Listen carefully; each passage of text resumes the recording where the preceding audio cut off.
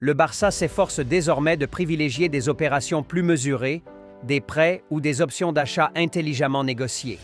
Ce contexte rend chaque dossier mercato délicat, mais la volonté de reconstruire un collectif compétitif reste au cœur des priorités. Le chantier offensif demeure l'une des préoccupations majeures.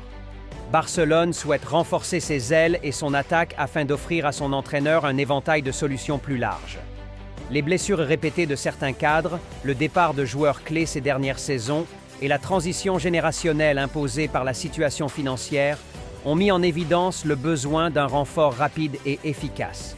Le profil recherché est celui d'un attaquant rapide, technique, capable de s'adapter à différents systèmes de jeu et de faire la différence individuellement face aux défenses compactes. Dans cette logique, le staff technique multiplie les réunions et les analyses. Les recruteurs passent en revue des heures de vidéos, analysent des statistiques avancées et consultent des rapports détaillés pour identifier les joueurs les plus susceptibles de s'intégrer au projet. Chaque décision est minutieusement pesée, car le moindre investissement doit être justifié à long terme. Le club ne peut plus se permettre les erreurs coûteuses du passé, qui ont pesé sur ses finances et ralenti son évolution. En parallèle, la direction sportive travaille main dans la main avec l'entraîneur pour établir des priorités claires. L'objectif est de cibler des joueurs capables d'apporter une valeur immédiate tout en étant compatibles avec le style de jeu basé sur la possession, la créativité et la mobilité. Il ne s'agit pas seulement de recruter un joueur talentueux, mais de trouver un profil en totale adéquation avec la philosophie du club. Le marché actuel complique encore davantage cette mission. Les prix des transferts atteignent des sommets et la concurrence des clubs de Premier League ou du football saoudien, capables de proposer des salaires mirobolants, rend la tâche ardue. Barcelone doit faire preuve d'intelligence, en anticipant les mouvements de ses rivaux et en explorant des pistes souvent méconnues. Les dirigeants multiplient les contacts, sollicitent des intermédiaires et négocient avec une patience qui s'avère indispensable pour obtenir des conditions favorables. L'entraîneur, conscient de ces contraintes, s'implique directement dans la stratégie. Il suit personnellement les dossiers les plus importants, échange avec les recruteurs et donne son aval sur les profils ciblés. Le club ne veut plus de recrutement imposé ou déconnecté du projet sportif. Chaque arrivée doit être validée pour ses qualités techniques, mais aussi pour son caractère et son état d'esprit. Parallèlement, le Barça continue de miser sur sa formation, qui reste l'un des piliers de son identité. La Masia continue de produire de jeunes talents prometteurs, capables de s'intégrer au plus haut niveau.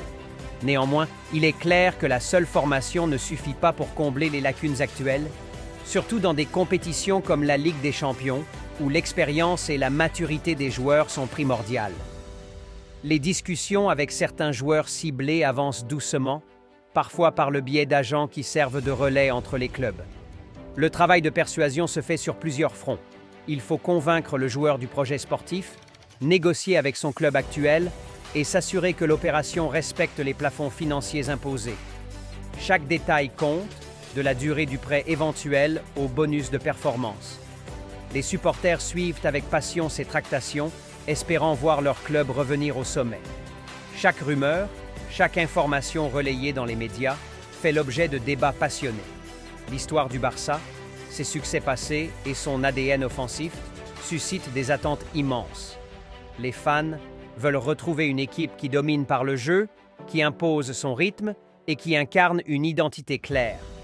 À l'intérieur du club, la direction reste unie derrière cet objectif. Les dirigeants savent que le succès du prochain mercato déterminera en grande partie la saison à venir. Un bon recrutement pourrait redonner confiance à l'équipe, attirer de nouveaux sponsors et renforcer la marque Barça à l'international. À l'inverse, un mercato raté risquerait d'amplifier les critiques et de plonger le club dans une nouvelle période de doute. Dans les coulisses, des réunions stratégiques s'enchaînent. Les équipes financières travaillent sur des montages complexes, intégrant des prêts bancaires, des revenus commerciaux. Le FC Barcelone ne se contente pas d'observer le marché. Il agit de manière stratégique en sondant simultanément plusieurs pistes afin d'augmenter ses chances de réussite. Chaque semaine, la cellule de recrutement compile des rapports détaillés sur les joueurs suivis, avec des notes sur leurs statistiques offensives, leurs conditions physiques, leur mentalité, ainsi que des projections sur leur adaptation au système de jeu catalan.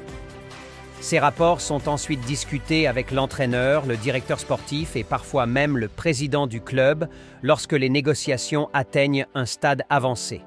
L'accent est également mis sur la flexibilité tactique. L'équipe actuelle, bien qu'animée par de jeunes talents, manque parfois de profils capables de débloquer des matchs serrés par une action individuelle, un tir à distance ou une accélération fulgurante. C'est dans ce contexte qu'un renfort offensif rapide, puissant et polyvalent est jugé prioritaire. L'entraîneur souhaite disposer de joueurs capables d'interchanger les positions, de passer de l'aile à l'axe en fonction des besoins du match. Cette polyvalence permet non seulement d'enrichir les plans tactiques, mais aussi de réduire la dépendance à un seul joueur clé. Les dirigeants savent qu'un tel profil ne se trouve pas facilement, surtout avec un budget limité. Les clubs vendeurs, conscients de l'intérêt de Barcelone, cherchent souvent à gonfler les prix ou à inclure des clauses complexes. Pour contourner ces obstacles, la stratégie consiste à proposer des formules de prêt avec option ou obligation d'achat, à condition que certaines performances soient atteintes.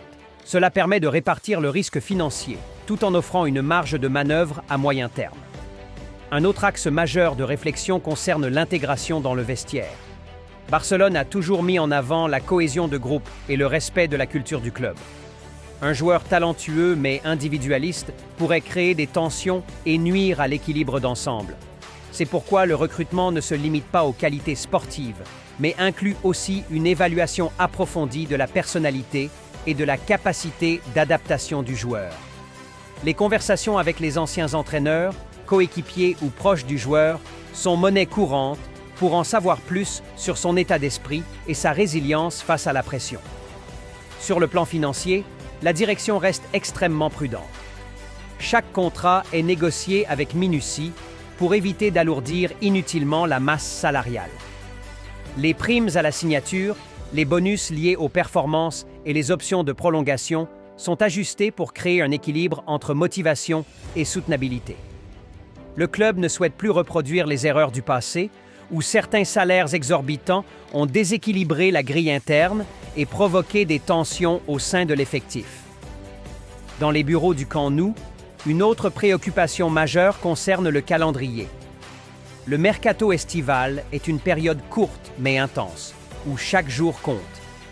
Les dirigeants doivent jongler entre les discussions avec les clubs vendeurs, les agents de joueurs et les obligations administratives auprès de la Liga et de l'UEFA.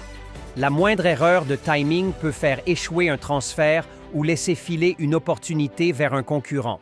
Pour cette raison, le FC Barcelone s'appuie sur une équipe d'avocats et de juristes spécialisés pour sécuriser les aspects légaux et contractuels de chaque opération. Le club explore également des pistes en interne pour libérer de la marge financière.